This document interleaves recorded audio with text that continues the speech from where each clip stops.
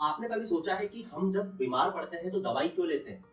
क्योंकि हमारी बॉडी में या तो कोई वायरस या तो कोई बैक्टीरिया हमारी बॉडी के अंदर कोई प्रॉब्लम क्रिएट कर रहा है उसे मारने के लिए। बट आपको पता है कि डॉक्टर के पास प्रिस्क्रिप्शन लेना क्यों जरूरी है?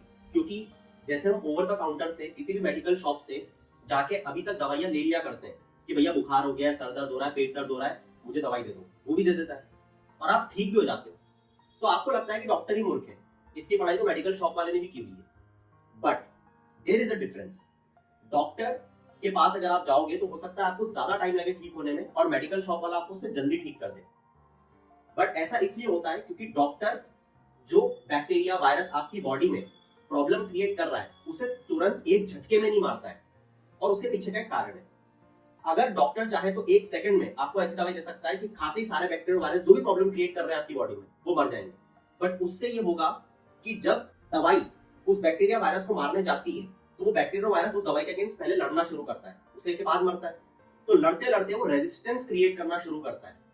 तो इससे सुपर बग डेवलप होता है। इसका मतलब ये है कि जब आप पहली बार उस दवाई को लोगे तब तो बैक्टीरिया वायरस मर जाएगा, मगर उसके द्वारा जो उत्पन्न होगा दूसरा बैक्टीरिया और वायरस वो इतना ताकतवर होगा कि जब आप अगली बार सेम बीमारी आपके अंदर होगी तो वो दवाई उसे नहीं मार पाएगी। इसे कहते हैं रेजिस्टेंस क्रिएट करना।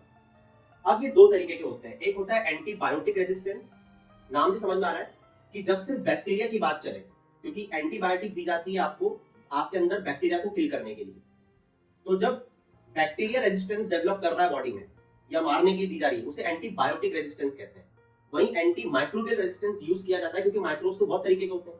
तो जब आपकी बॉडी में कोई वायरस, बैक्टीरिया, फंजाई, पैरासाइट है और जब उसके लिए आप दवाई ले रहे हो और जो रेजिस्टेंस क्रिएट होगा उसे एंटी माइक्रोबियल रेजिस्टेंस कहेंगे।